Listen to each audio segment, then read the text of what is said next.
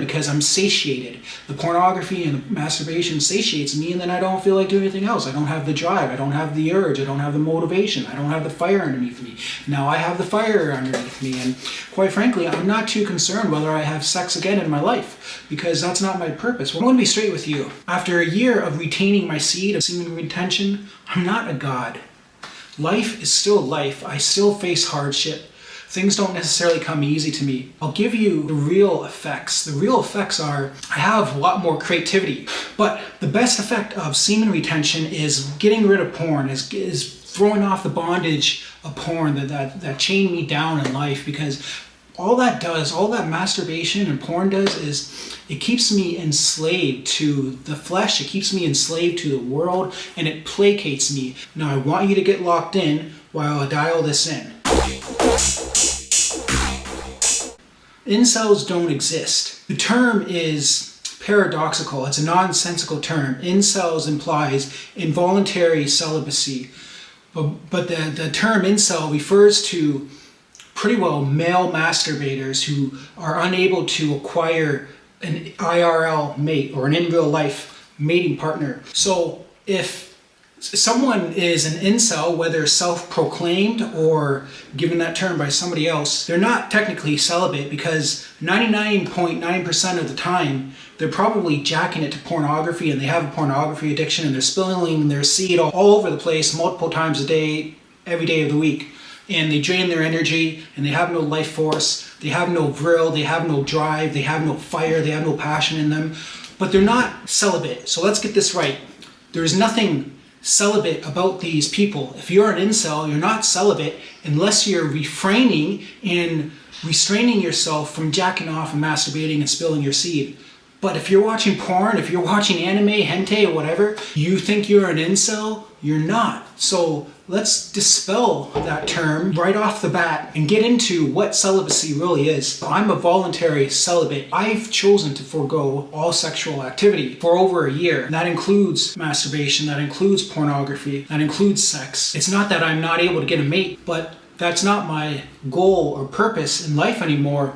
After a year of recovery, I'm focused on bringing my vision to reality. So I'm not giving into pleasures of the flesh, desires of the flesh. I'm getting out of the trap of worldly things and worldly desires, and I'm trying to fill myself with things that are higher, things that are spiritual, things that are in alignment with God's will. And I know that God's will is for me to be creative, for me to enact my will on the reality around me, and to output creativity, not input or consume garbage, nonsense, pornography, and definitely not to waste my seed, the precious seed.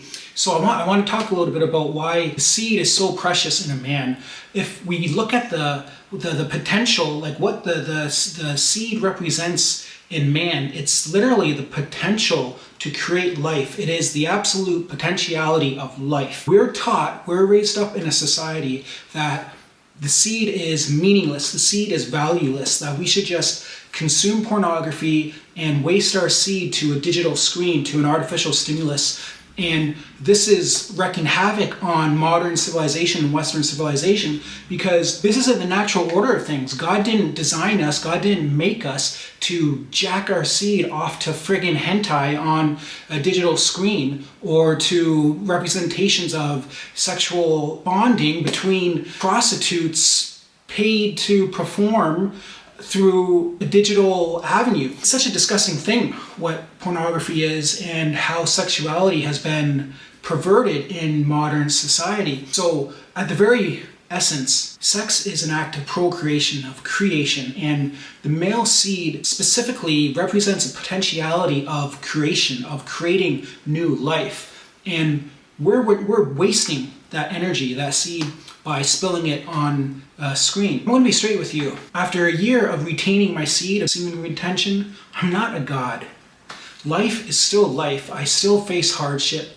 Things don't necessarily come easy to me. I'll give you the real effects. The real effects are I have a lot more creativity. I seek to output my creativity, to transmute my sexual desire through creative means, through starting projects, through building my business, through writing, reading, producing, through making music. creative projects like starting YouTube channels, through presenting, through teaching others, through researching. I'm doing all these creative works that provide an outlet for my creativity, because at the very basis, the sexual energy represents creative. It's a creative force. And since I'm not spilling that seed on a regular basis, I've got all this energy pent up inside of me, all this sexual energy, this creative energy that wants an outlet, that wants to express itself. And I express it through creative projects, through creative works. So I'm able to still generate life force, and I'm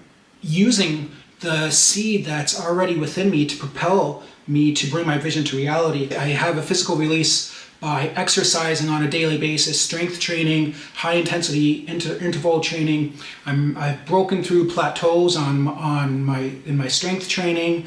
I'm reaching all new highs, and I'm able to output more physical energy than I was in my early 20s, and I'm in my 30s now. So I attribute that to retaining my seed and having a little bit more energy, probably more testosterone or androgen or testosterone, whatever it is. I have more energy to physically act out and to physically exert myself. So I'm putting that into exercising through strength training. It's turning into quantifiable or tangible results. But the best effect of semen retention is getting rid of porn, is throwing off the bondage of porn that chained me down in life, because all that masturbation and porn does is it keeps me enslaved to the flesh, it keeps me enslaved to the world, and it placates me. It's like I have this passion, I have this fire burning inside of me, but when I'm jacking it to porn all the time, I'm directing that energy to an artificial source, I'm wasting it, it's not going inside a woman, it's not regenerating, it's not creating life, it's not being reciprocated. I'm wasting that fluid, that seed, that energy that can fuel and propel my creativity. So if I'm jacking it every day and watching porn and the porn siphoning my energy, well, my creative energy, my creative passion is siphoned, it's placated. The roaring flame inside of me dwindles to an ember, right? When I was addicted to porn for about 22 years, maybe 23 years of my life. It was my first addiction, my first substance before I ever tried anything else was pornography. And I think that just wrecked me. That wrecked me as a child. That wrecked my sex life as an adult. And I think it set me on the trajectory for further addiction. Porn, as far as I'm concerned, it's a hyperstimulus, it's a super stimulus, and it should be considered a drug, considering the fact that it hijacks our dopamine reward system on a level comparable to cocaine and other stimulants. I would say that pornography is worse than meth. Getting back to the best benefit of semen retention is getting rid of porn, fanning the flame of creativity inside of me. I've been more productive in this past year than I have been in the 7 years prior. I attribute it first off to God regenerating me, the Holy Spirit filling me and pushing the desires of the flesh out with desires of the Spirit. And the mechanism of action of that is by refraining from watching porn. So by being voluntary celibate and actually celibate, and that means not pleasuring myself sexually, not doing any sexual acts for a year, I've regenerated my creativity and I've fanned the flame of my passions, and I feel alive again. I have this drive, and yeah, I still get sexual desire and lustful thoughts, but I don't dwell on them. And instead I have control over my sexual actions and my sexual thoughts. I don't act on my sexual thoughts and the desires anymore. I transmute it. I redirect the energy into creative pursuits, to outlets, to talking to you guys on YouTube, through making channels, through researching, through coming up with ideas, putting work and putting my thoughts and my creativity out there in the world. I'm able to divert the sexual desire into something more concrete and tangible instead of just wasting it away. Because when I'm wasting my energy away to porn or masturbation, I'm draining myself, and I don't feel like doing anything other, because I'm satiated. The pornography and the masturbation satiates me, and then I don't feel like doing anything else. I don't have the drive, I don't have the urge, I don't have the motivation, I don't have the fire underneath me. Now I have the fire underneath me, and quite frankly, I'm not too concerned whether I have sex again in my life, because that's not my purpose. What my purpose is to be creative and to build my vision, to bring my vision to reality, and to leave a legacy for generations to come. And if that includes a partner down the road, then so be it, if that is God's will. But if not, then I'm content with what I'm doing now. And I wouldn't be so content today if I hadn't started the journey along semen retention and being voluntary celibate. So incels don't exist. There's no such thing as an incel.